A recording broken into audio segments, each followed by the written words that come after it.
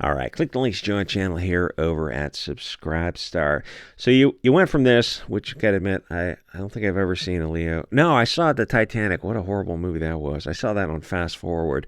So you went from this to this. So the issue with this is the purpose of the thing is what it does. And the underlying core thing, Romeo and Juliet, is not the issue.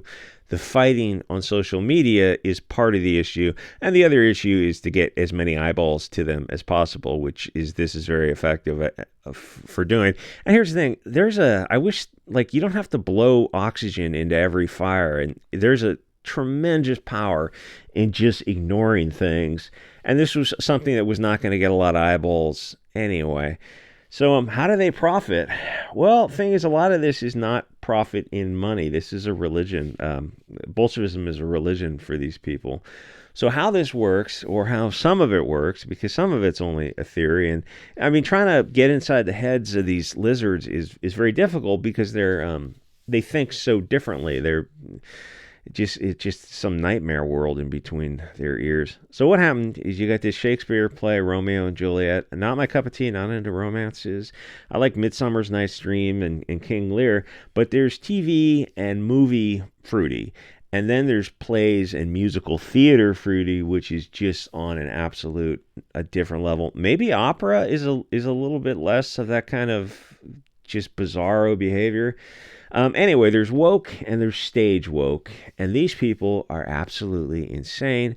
It's a play. It's not going to get a lot of attention no matter what. It's been done a million times, and it is for a very woke, fruity audience. So how do they stand out? And this is only part of the equation. They use a casting choice that is going to get attention. Mary Sue writes, Istophobic conservatives have convinced themselves Romeo and Juliet are historical figures. That's a hell of a straw man. I don't think that's the issue so much as people wanting to see something that looked like it made sense. This is all this hatred is all astroturf. It's really not a big deal either way. You gotta, like, the left wing always goes, these people are getting attacked. And you look at it, you're like, so words online? Is that your first world made up problems is what you're calling attacks? The thing is, if you put something in the public, it's going to get criticism, and some of it's not always going to be polite. It's like, well, stop being a bleeding pussy. Welcome to Rose Tico was chased off the internet. So a Hollywood actress was, there was words on social media, and that was too much for her. Words on the internet, boohoo ninja, look away from the screen. So what happened was, the Snow White. Yeah, I think they delayed Snow White a year because it has Rachel Zegler in it, and there's like so much hate attached to her. So they're hoping that that's going to die down. And as for the Little Mermaid, I think that just barely was profitable.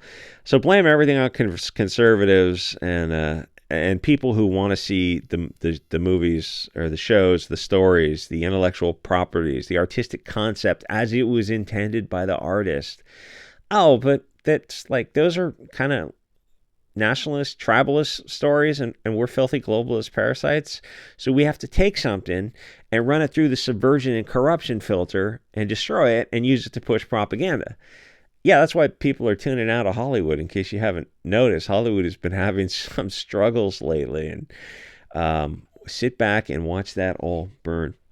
So the thing is, you're going to have some thicker skin if you're a hugely public figure, in Hollywood, starring in big roles like the Rose Tico of the world. And, ask for Hollywood to make better movies. And the other thing, it's like the plot twist, voice off camera, they're not going to make better movies. So they picked a black girl for Juliet and the Spider-Man guy for Romeo. Now, the reason this isn't really a big deal, because I think people thought it was a movie, which is chasing after a different audience. And actually, Spielberg did something similar in the play that's based off this, I guess. What's that play called? Not Romeo. The Sommenheimer's play. What's it? This son of a bitch. Hold on. West Side Story, which I think people thought that was a movie and they were laughing at it, and then I think it turned out to be a play, or was it a movie? Now I have the back, vice versa. Whatever. Where he didn't translate the Spanish. into English for some bizarro Bolshevik reason. He thought like translating it put one language above the other. It's like that the words you say don't make any sense whatsoever. It costs $100 million. I guess it must have been a movie. It's $100 million, and absolutely bombed because the audience that was bilingual did not want to see West Side Story. And then I think they also race swapped out the characters who I think were originally probably what Puerto Rican and Irish or something like that.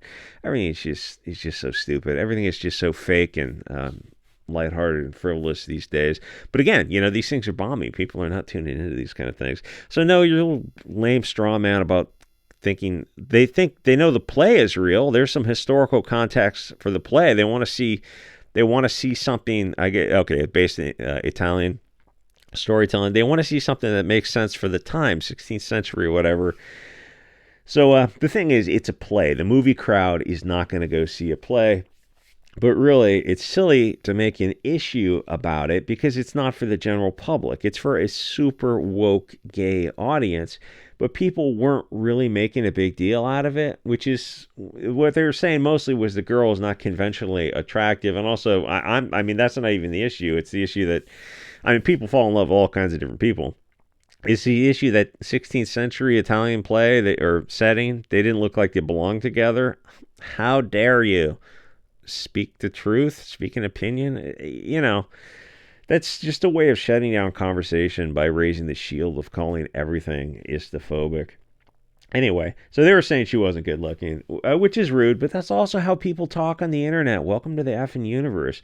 The point of the internet is to be total assholes. It's actually can be quite a lot of fun because Hollywood is made up of filthy degenerates who go to islands and abuse kids when they're not drinking blood and making sacrifices to Moloch or doing their little satanic spirit cooking with Maria Abramovic and all those other filthy degenerates. Hollywood deserves everything you throw at it. And the weird thing is, these left-wing kids put themselves in the position of defending billion-dollar companies in a trillion-dollar industry. Now they know Disney is woke. It's pushing anti-white, globalist, anti-Christian, misandrist propaganda. They're pushing just Saul Alinsky, Frankfurt School type of stuff used to destroy nations by lowering social cohesion. And then Disney's just kind of like in 1984, the entertainment branch of Goodthink. The thing is, this is kind of something stupid for people to fight over, but it brings attention to the play for them, which is going to help sell tickets, which is part of their equation.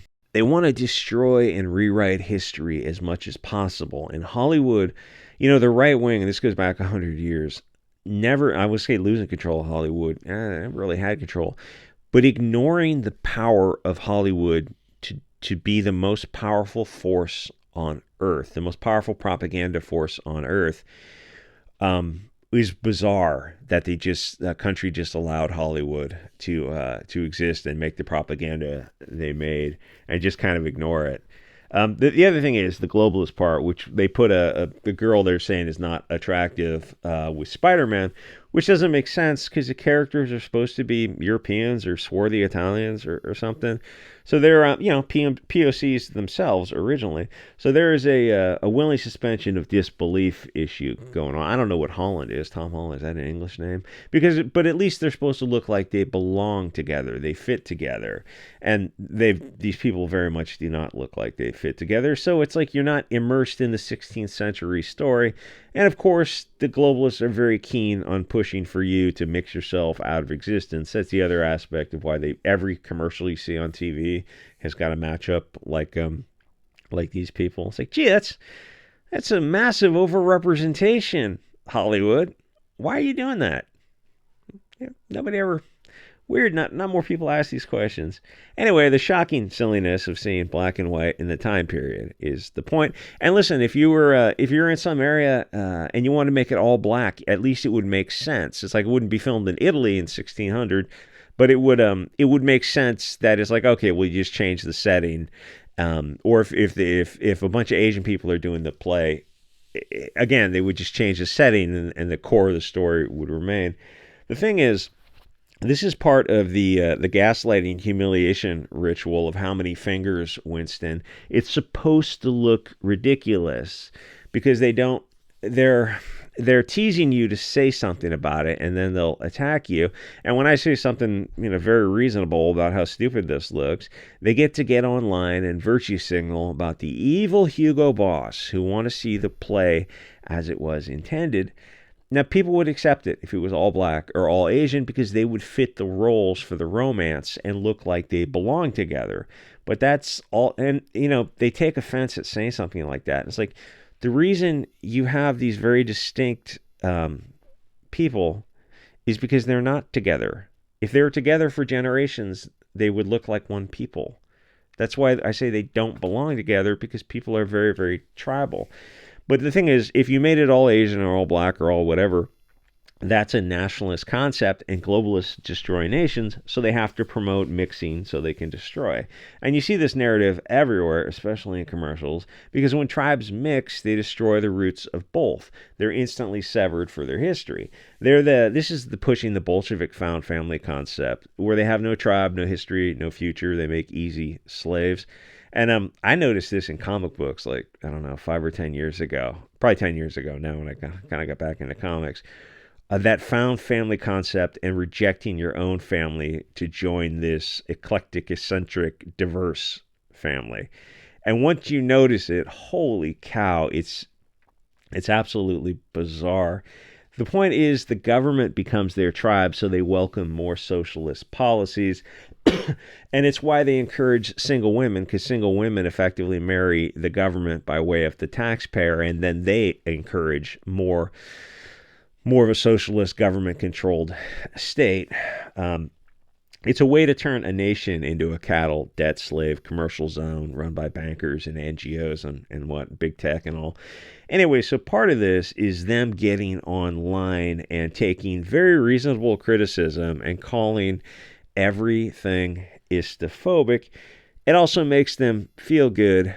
It's like a little rush of dopamine, because it spreads hatred to you, the beautiful people of the light, which is their other goal. So there's a lot of facets to this, Crystal.